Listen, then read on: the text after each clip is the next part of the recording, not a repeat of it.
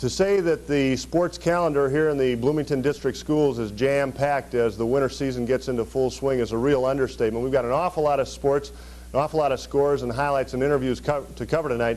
So let's go right to the BEC scoreboard and take a look at some of those scores and some of the events that have happened over this past week. First of all, in hockey, seems to be on everyone's mind, the Jefferson Jaguars 2-1 this past week. They dropped a cliffhanger 5-4 to Rochester Mayo. We're going to show you some of the highlights of that game. That was an overtime game in just a moment. Tom Souterdallen's team, however, did rebound with a couple big victories against Richfield and Armstrong. 5-1 over Richfield, 5-4 over Armstrong. Let's take a look now at some of those highlights in the Richfield, or rather in the Marshall game, Mayo game. Mark Kramer put the Jags, or brought them back into the game with this goal in the first period. That made it 2-1 Rochester. They tied the score at 2-2. Jefferson with another Mark Kramer goal from close in. That also in the first period. The Jags increased their margin in the second period as Pat Morand hit on this score, making it 3-2, and Kramer with a blast from just inside the blue line made it 4-2, and it certainly looked like the Jaguars were on the march and in line for a victory. However, in the third period, Rochester tied it with a couple goals at 4 apiece. They went into overtime, and it only took 40 seconds in the overtime period for Rochester's Doug Wick to put in the winning goal, and a very dejected Jefferson team losing 5-4. However, the Jags came back against Richfield. In the first period, Pat Beatty scoring at 9:35. Number 16 there, putting it in. That made it 1-0. Richfield tied it at 1 apiece, but Mark Brandt made it 2-1 Jaguars. In the second period with this goal, the Jaguars added 3 more and went on to win 5-1. Last night it was a very difficult loss, 6-1 to Edina, as the Kennedy Eagles were not exactly at the top of their game, losing at the Ice Garden. Danny Tuzano scored the first goal, and it looked like the Eagles might be on the roll, leading 1-0. But Edina answered with 5 unanswered goals. This one by Pete Hankinson, tying the score at 1 apiece. It went into the dressing room in the first period 3-1. Then the Hornets added 2 more.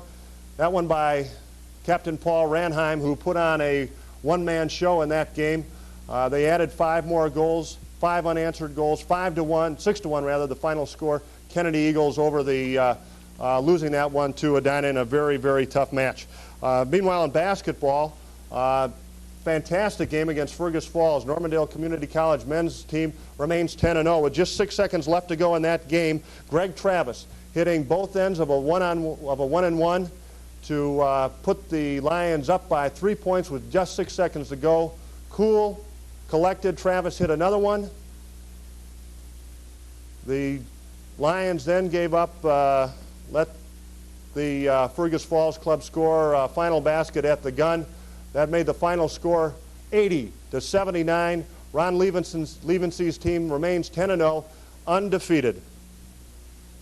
As we look at some action now, the Normandale Community College girls team was also in action. They had 3 games this past week, defeating Austin 66-59. Julie David's club just then dropped a couple games, 64-59 to Fergus Falls, then matched up against a very powerful varsity team from St. Benedict's. The score there 87-66. The Lady Lions were in both games, all 3 games. They won the first one, of course, against Austin. We see Beth Commons hitting for a couple of her 22 points, game highs, as a matter of fact, against Fergus Falls. She also led the Lions with 22 against St. Benedict.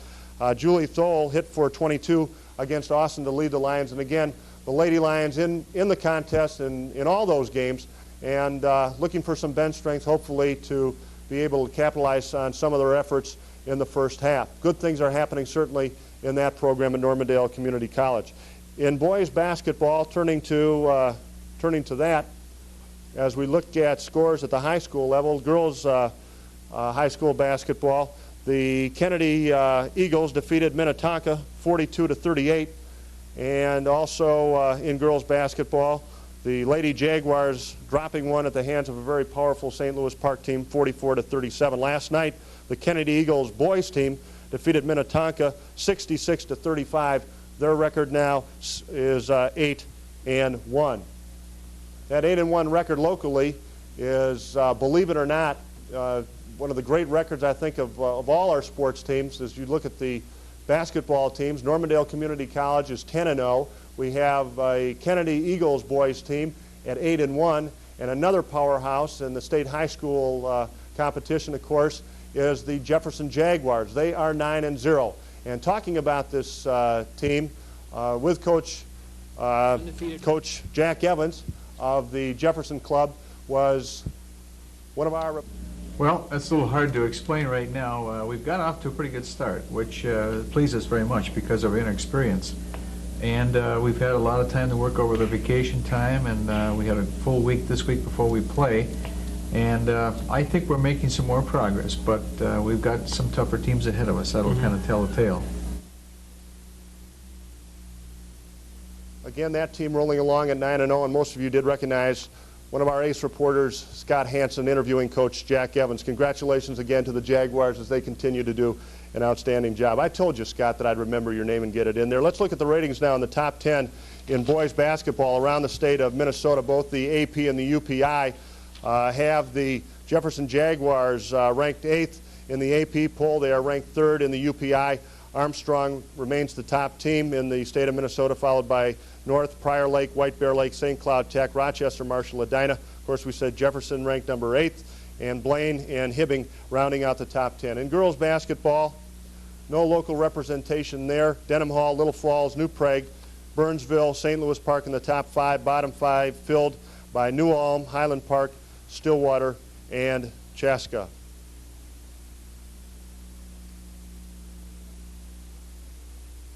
As we turn now to some other scores in wrestling scores around the Lake Conference, we see that Jefferson placed 5 individual champions at the Sibley tournament.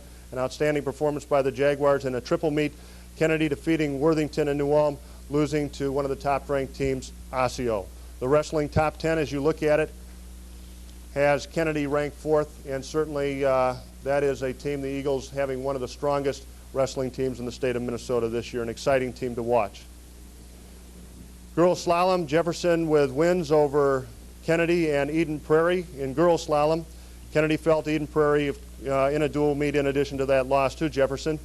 In boys swimming, Jefferson opened with a 94-77 victory in their first dual meet of the season, and Edina defeated Kennedy 54-28. One score that we don't have on there tonight is a gymnastics score, as the very powerful Jefferson girls team defeated Armstrong last night, a perennial power, last year's defending state champion, 139.45 to 129.4 in a very close one. We're going to be talking with head coach Gary Green in just a moment.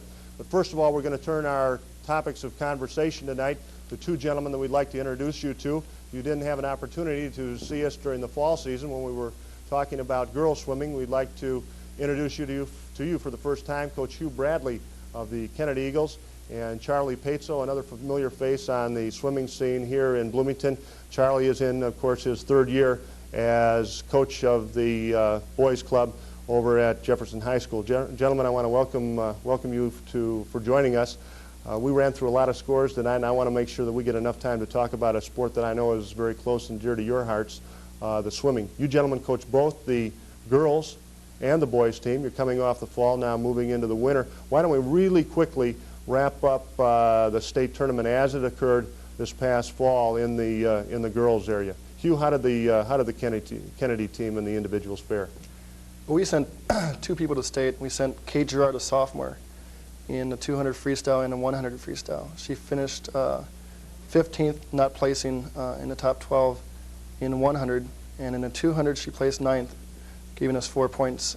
Diving-wise, Debbie Mile, our top diver, finished the first day of competition number 9, ended the second day a little bit further back in number 12. So we had a 12th place finish in the diving and 9th in the 200 freestyle.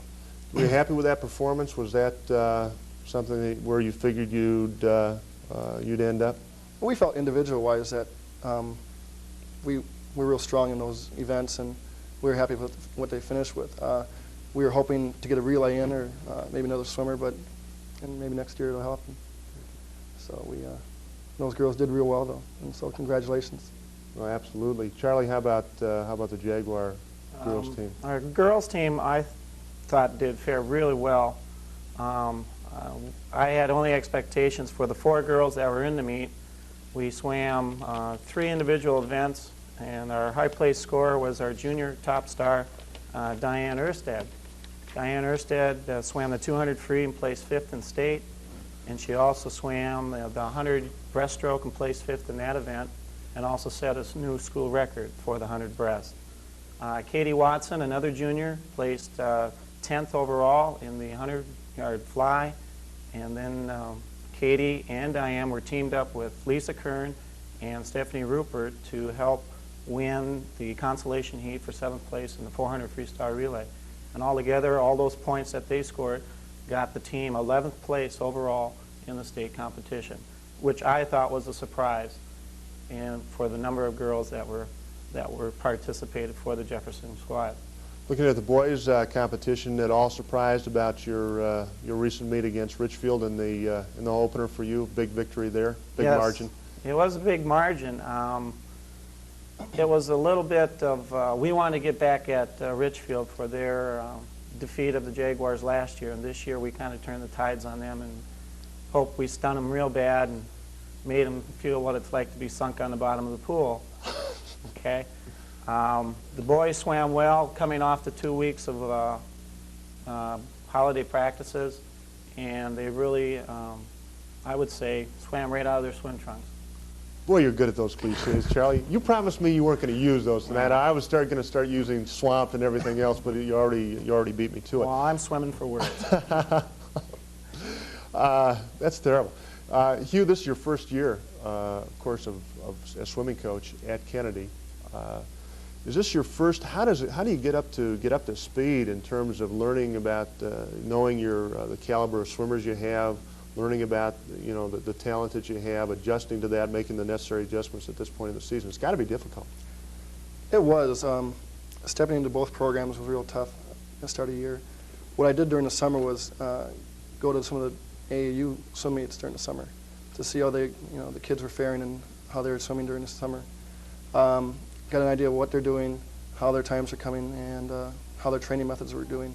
So now when I stepped in with my assistant coach, we seem to work real well together, and it's worked off real well. We've had a good transition from boys to girls. What kind of transition or what kind of change have you tried to implement in this your first year in the program? I think we're trying to implement that. The most important part of a program is the bottom end of it, which is the junior high level. And we need all the junior high kids and all the elementary kids to get involved in swimming in some way. And that comes back to the Bloomington Aquatic Club.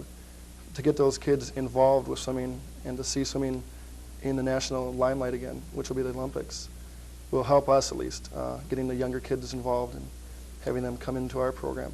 Compare the Bloomington Aquatic Club or the Bloomington, the level of competition and the popularity of that to pick some of the other locales around here, the Edinas and whatnot that I guess traditionally generate good talent. Where does Bloomington stand?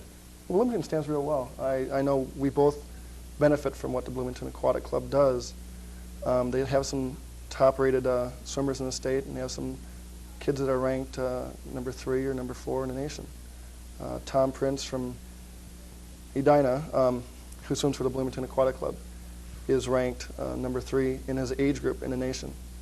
And they're looking towards him as being making Olympic trials one of these years. So, and then the kids that are going into the programs at Jefferson and at Kennedy are ranked number 1 or number 2 in their age group in the state. So it's a real promising program. Charlie, where do you find most of your talent from? How do you go about, generating the popularity in your program in the swimming? I've also looked into the Bloomington community through the Aquatic Club, but also have looked into some of the lesson programs that have been run through Bill Anderson, the pool director over at Olson Junior High. He has run a real strong Red Cross program out of there, and also has led me on to a couple of swimmers in the years past and to help build up the bottom end of the team, bringing up those younger ones.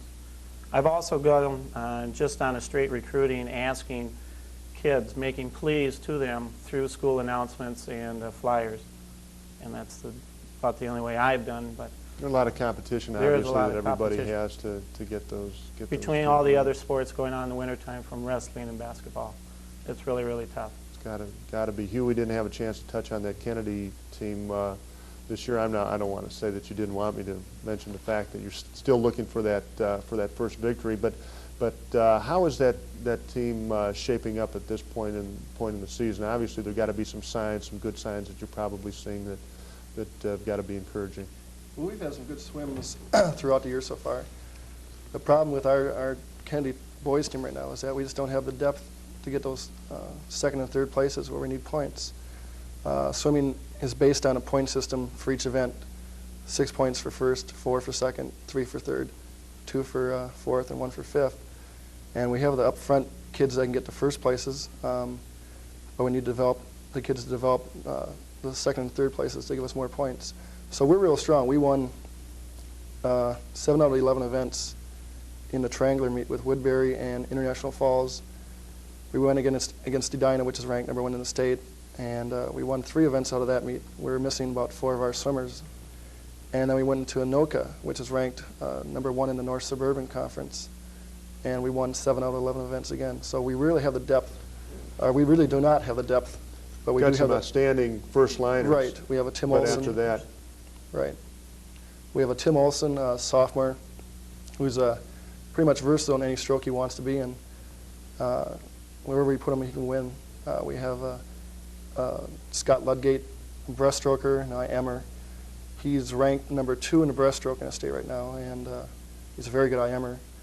We have a diver in Jeff Taylor, who is probably ranked in the top 3 or 4 in the state.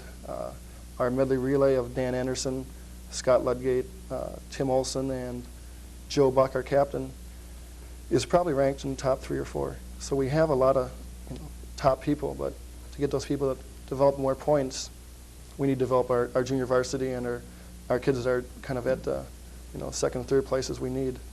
Charlie Pate, so your club is almost a little bit different. In terms of that. Tell us about that.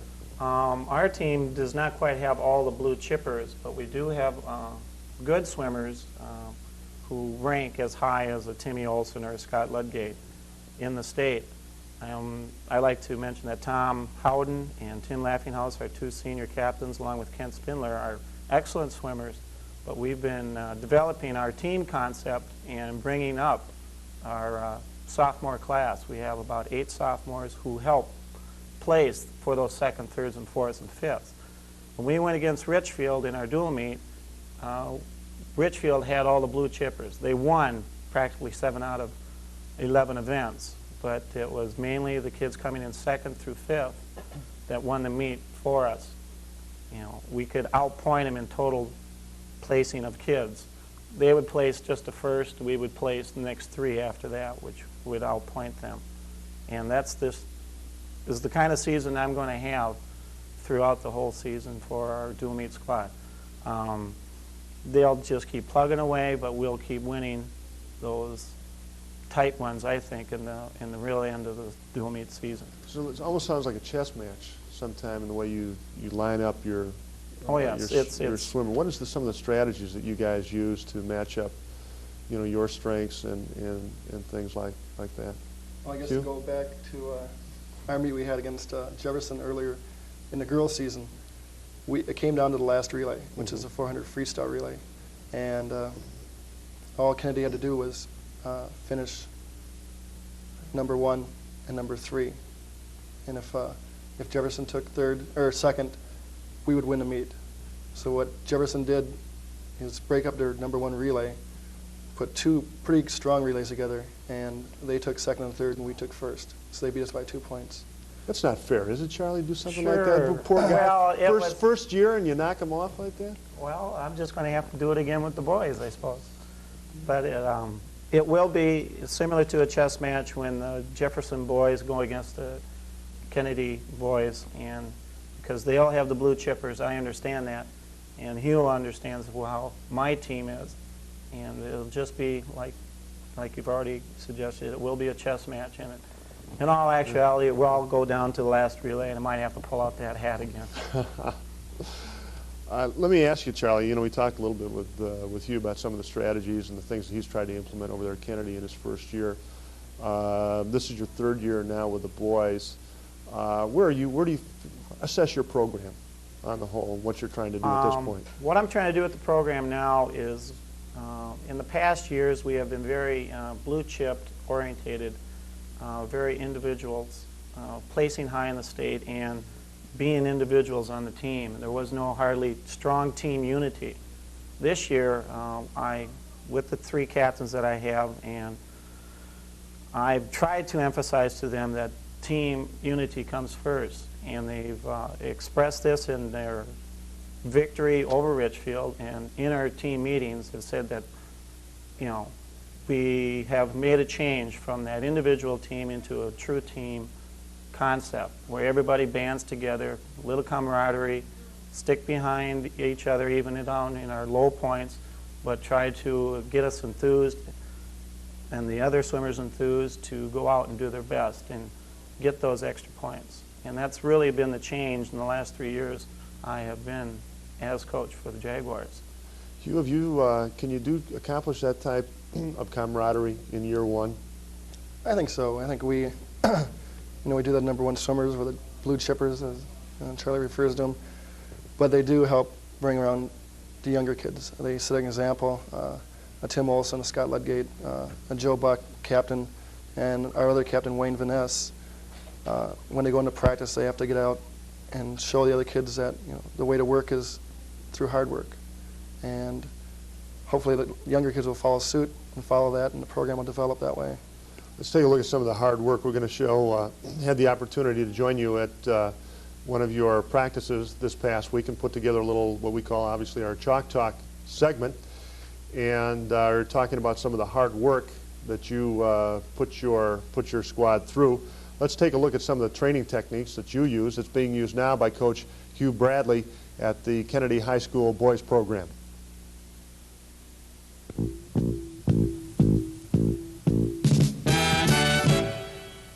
A lot of people have the concept that swimmers get in the water, swim back and forth, and they don't really do any kind of training besides just going back and forth in the water. What we're doing right now, and what we just got finished with, is doing a set of kick swims. We have the swimmers kick down and swim back. The kicking down helps them get their legs training in, and when they swim back, it helps them get the concept of swimming a lot faster than what they're normally swimming. What we're going to do next here is do a set of IMs. The IM in swimming is referred to as an individual medley. It includes the butterfly, the backstroke, the breaststroke, and the freestyle, in that order. What we're doing right now is a set of 200 IMs. We're doing 5 200 IMs on a certain time interval. The time interval means that they have to swim the 200 in a certain time, depending on how much rest they'll get at the end. If they swim it in 2:40 and the time interval is on 3 minutes, they'll only have 20 seconds rest. What we're going to do right now is show you how they're going to do this,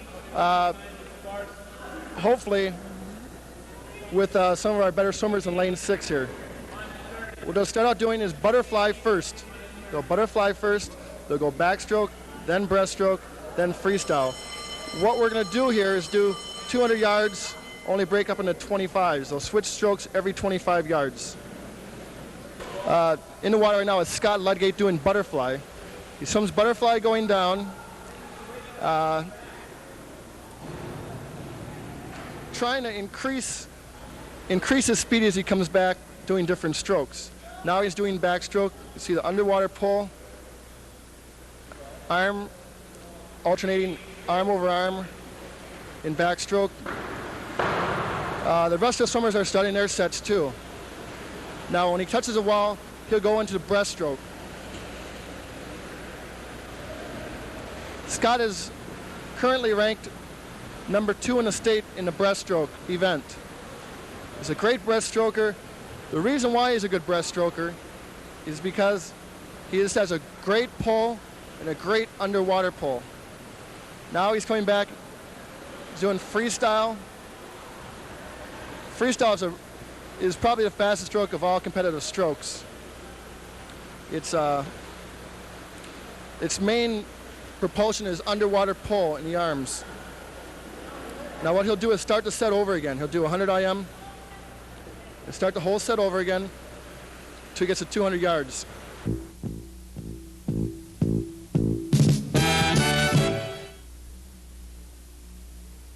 We like to pride ourselves at BEC-TV to be the station of champions, and tonight it's a great pleasure to introduce coach of one of the top teams in the Bloomington high schools.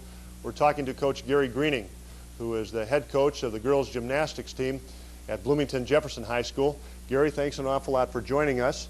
You people are off to a very successful start, and for those who are not yet aware of it, you had an outstanding performance against Armstrong, one of the perennial top teams, as we made mention at the top of the show, defending state champions. Tell us about that meet. Well, we went there. We was at their gym, and actually last year Jefferson was the only team to defeat Armstrong during the regular season, even though they were state champions at the end. We ended up ranked second behind them at the end of the season, so we were kind of wanting to show everybody that we could actually sustain competitiveness against a team like that over a period of time. And last night we went out there and we scored, it was 131.45, and well, I was trying to give you a couple extra when I can. And in the process of doing that, we actually had 12 fouls because we were trying to do some things that were different, and each foul is worth about a half a point minimum. So we feel that if we can put it all together, our potential is considerably more than 131. And we have big meet tomorrow night. I think probably the finest girls gymnastics meet that's ever been held in Bloomington between the two Bloomington schools. We have Kennedy at Jefferson tomorrow night. Varsity starts at 7:30. Kennedy was scoring in the 120s before Christmas break. We were just barely into the 130s. It really proves to stack up to be a terrific meet. Kennedy's got Kathy Fitz, an outstanding young lady, and they have Debbie Chase, who's also a senior, and they have 2 or 3 other girls who are really, really outstanding. So along with the girls that we have, it could be the best girls meet that the two schools have ever had, and we're really excited about it. Real quickly right now, we've got about 30 seconds. You're the top-ranked team going into this past week in the state, but talking to you just recently, you weren't sure that that ranking was going to hold up. Well, the girls' gymnastics is really tight. We were ranked number 1 primarily on the basis of the fact that we were 2 last year and that we had a good score before Christmas. Since then, however, White Bear Lake has scored almost 140 and also 136 last week. Eden Prairie scored about 133. So I would say probably this week we're going to end up being second, even third, because they usually make the rankings on average score. And right now, after seeing White Bear on Saturday, I'd say they're probably a top-ranked team at this moment. Well, we'll see what happens. Ranking is just a guess game anyways, Yes. and it comes down to how you people do head-on-head. Again, congratulations. Based on your performance, we'd like to make note of the fact that you and your club are the recipients of the hallowed BEC-TV Team of the Week, and congratulate you on that performance. Do we have the fanfare, gentlemen? We do.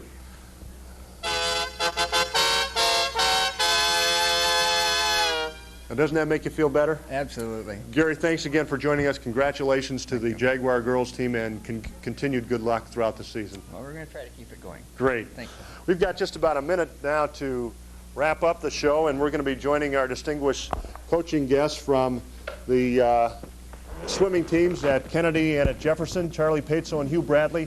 Let's real quickly let those swimming fans know what is coming up on the calendar in the very near future. Charlie? Well, our Jefferson Jaguar Invitational is coming up this Saturday, and we'll have our diving events at 10 in the morning and our swimming events at 2 in the afternoon.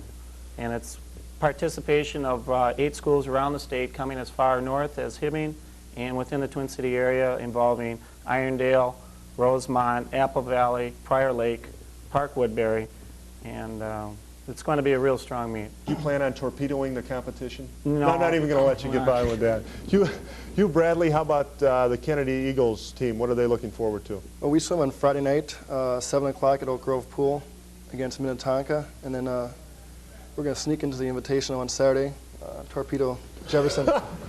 We also swim next Saturday at Park Center High School at 1 o'clock. So, again, 7 o'clock this Friday against Minnetonka at Oak Grove. Fantastic. Gentlemen, we want to thank you both for joining us. I am going to promise our audience that in the future we're not going to bring on guests who continue to drop puns and cliches all over the place. We'll be swimming in them if we continue that, right? Thank you, Hugh Bradley. Thank you, Charlie Paetzo, and thank you again to Gary Greening for joining us this evening. And thanks to all of you for tuning us in again for another time out. Be with us again next Wednesday night, 7 p.m. when we'll have another edition here on BEC-TV. Good night, everyone.